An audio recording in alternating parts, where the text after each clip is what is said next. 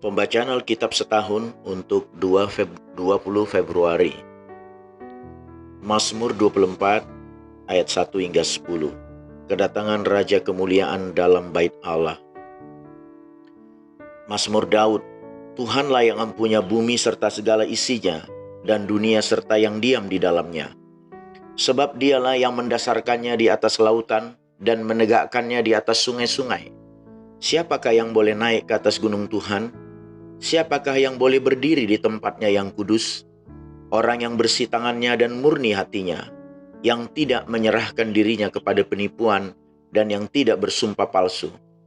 Dialah yang akan menerima berkat dari Tuhan dan keadilan dari Allah yang menyelamatkan dia. Itulah angkatan orang-orang yang menanyakan dia, yang mencari wajah-Mu, ya Allah Yakub. Angkatlah kepalamu, hai pintu-pintu gerbang, dan terangkatlah kamu, hai pintu-pintu yang berabad-abad, supaya masuk Raja Kemuliaan.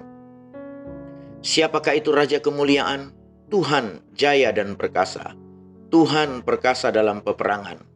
Angkatlah kepalamu, hai pintu-pintu gerbang, dan terangkatlah kamu, hai pintu-pintu yang berabad-abad, supaya masuk Raja Kemuliaan. Siapakah dia itu Raja Kemuliaan? Tuhan semesta alam. Dialah Raja Kemuliaan. Markus 5 ayat 21 hingga Markus 6 ayat 6a. Yesus membangkitkan anak Yairus dan menyembuhkan seorang perempuan yang sakit pendarahan. Sesudah Yesus menyeberangi lagi dengan perahu, orang banyak berbondong-bondong datang lalu mengerumuni dia. Sedang ia berada di tepi danau, datanglah seorang kepala rumah ibadat yang bernama Yairus. Ketika ia melihat Yesus, tersungkurlah ia di depan kakinya dan memohon dengan sangat kepadanya, "Anakku perempuan sedang sakit, hampir mati. Datanglah kiranya dan letakkanlah tanganmu atasnya, supaya ia selamat dan tetap hidup." Lalu pergilah Yesus dengan orang itu. Orang banyak berbondong-bondong mengikuti dia dan berdesak-desakan di dekatnya. Adalah di situ seorang perempuan yang sudah 12 tahun lamanya menderita pendarahan. Ia telah berulang-ulang diobati oleh berbagai tabib, sehingga telah dihabiskannya semua yang ada padanya. Namun sama sekali tidak ada faedahnya, malah sebaliknya keadaannya makin memburuk. Dia sudah mendengar berita-berita tentang Yesus. Maka di tengah-tengah orang banyak itu ia mendekati Yesus dari belakang dan menjamah jubahnya. Sebab katanya, "Asal ku jamah saja jubahnya, aku akan sembuh." Seketika itu juga berhentilah pendarahannya dan ia merasa bahwa badannya sudah sembuh dari penyakitnya. Pada ketika ia juga Yesus mengetahui bahwa ada tenaga yang keluar dari dirinya, lalu ia berpaling di tengah orang banyak dan bertanya, "Siapa yang menjamah jubahku?"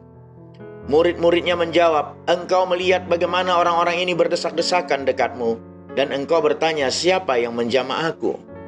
Lalu ia memandang sekelilingnya untuk melihat siapa yang telah melakukan hal itu. Perempuan itu yang menjadi takut dan gemetar ketika mengetahui apa yang telah terjadi atas dirinya, tampil dan tersungkur di depan Yesus dan dengan tulus memberitahukan segala sesuatu kepadanya.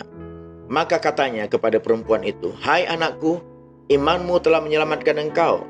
Pergilah dengan selamat dan sembuhlah dari penyakitmu."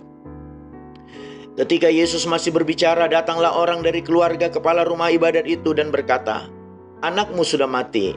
Apa perlunya lagi engkau menyusah-nyusahkan guru?" Tetapi Yesus tidak menghiraukan perkataan mereka dan berkata kepada kepala rumah ibadat, "Jangan takut, percaya saja." Lalu Yesus tidak memperbolehkan seorang pun ikut serta, kecuali Petrus, Yakobus, dan Yohanes, saudara Yakobus. Mereka tiba di rumah kepala rumah ibadat, dan di sana dilihatnya orang-orang ribut, menangis, dan meratap dengan suara nyaring. Sesudah ia masuk, ia berkata kepada orang-orang itu, "Mengapakah kamu ribut dan menangis? Anak ini tidak mati, tetapi tidur." Tetapi mereka menertawakan dia. Maka diusirnya semua orang itu, lalu dibawanya ayah dan ibu anak itu dan mereka yang bersama-sama dengan dia masuk ke dalam kamar anak itu. Lalu dipegangnya tangan anak itu, katanya, "Talita kum," yang berarti, "Hai anak, aku berkata kepadamu, bangunlah." Seketika itu juga anak itu bangkit berdiri dan berjalan, sebab umurnya sudah 12 tahun. Semua orang yang hadir sangat takjub. Dengan sangat ia berpesan kepada mereka supaya jangan seorang pun mengetahui hal itu. Lalu ia menyuruh mereka memberi anak itu makan. Yesus ditolak di Nazaret. Kemudian Yesus berangkat dari situ dan tiba di tempat asalnya. Sedang murid-muridnya mengikuti dia, pada hari Sabat ia mulai mengajar di rumah ibadat. Dan jemaat yang besar takjub ketika mendengar dia, dan mereka berkata, "Dari mana diperolehnya semuanya itu? Hikmat apa pula yang diberikan kepadanya? Dan mujizat-mujizat yang demikian bagaimanakah dapat diadakan oleh tangannya? Bukankah ia ini tukang kayu, anak Maria, saudara Yakobus, Yoses, Yudas, dan Simon? Dan bukankah saudara-saudaranya yang perempuan ada bersama kita?" Lalu mereka kecewa dan menolak dia. Maka Yesus berkata kepada mereka, "Seorang nabi dihormati di mana-mana kecuali di tempat asalnya sendiri, di antara kaum keluarganya dan rumahnya.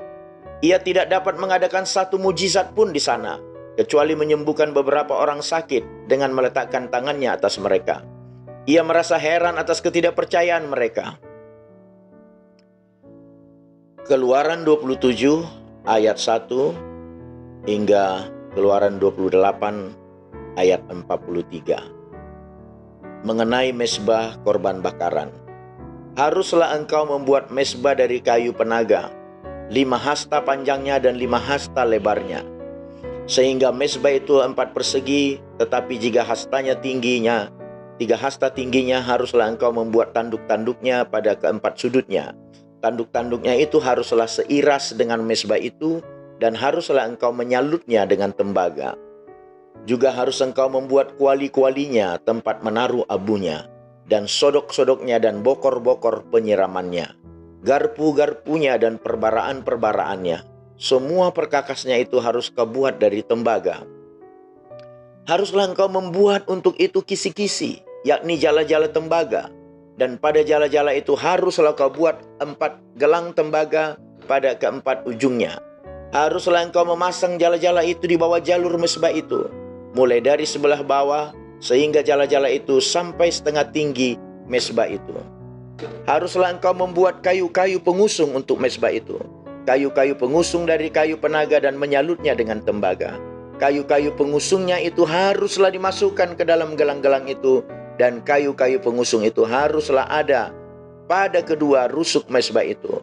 Waktu mezbah itu diangkut, mezbah itu harus kau buat berongga, dan dari papan seperti yang ditunjukkan kepadamu di atas gunung itu, demikianlah harus dibuat mezbah itu.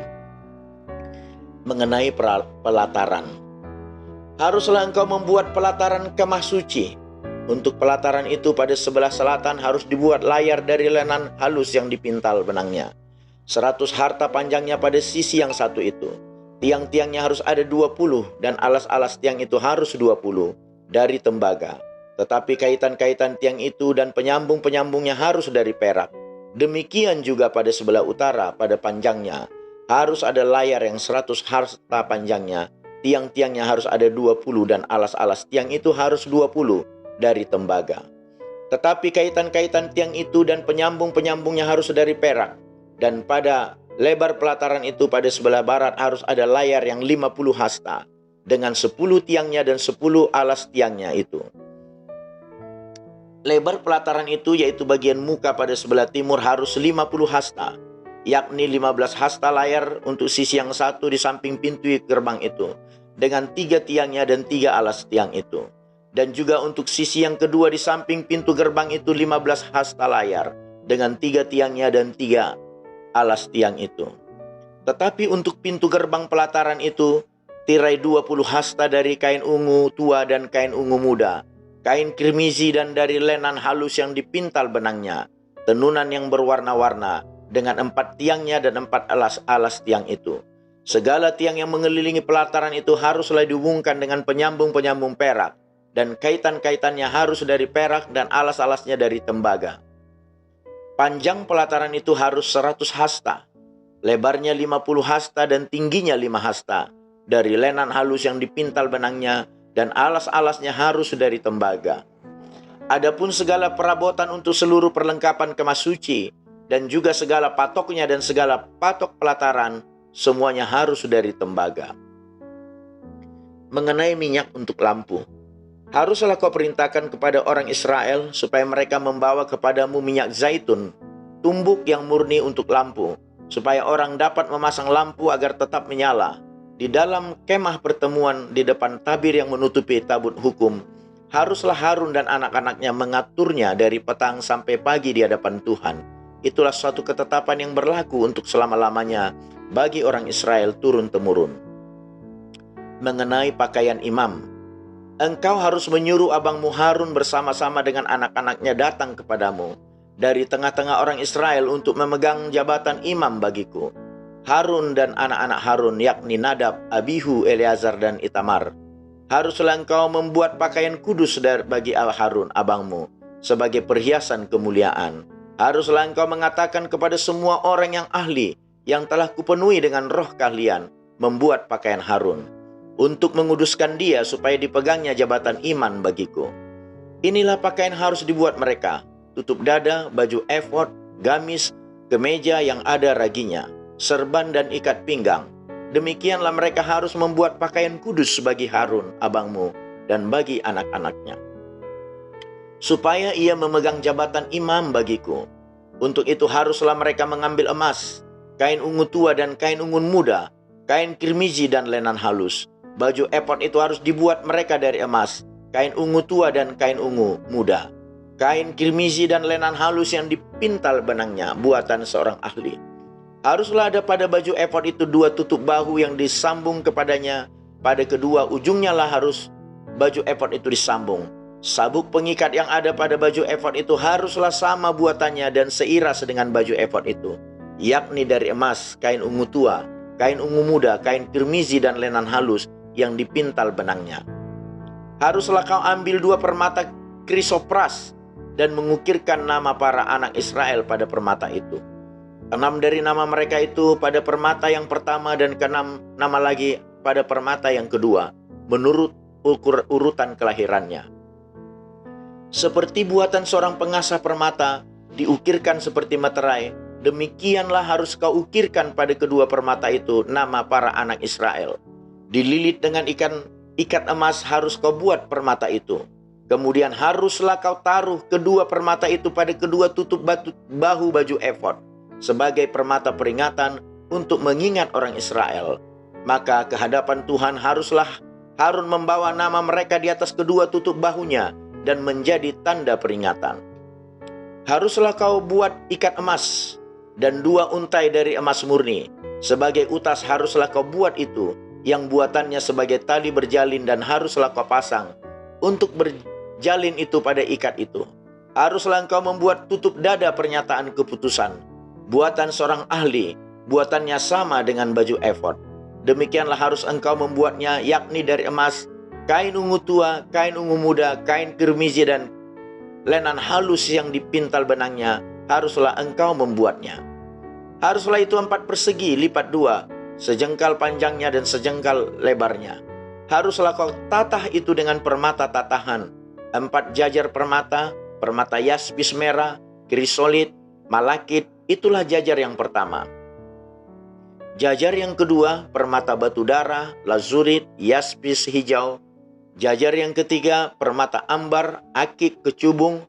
Jajar yang keempat, permata pirus, krisopras, dan nefrit, dengan berikatkan emas.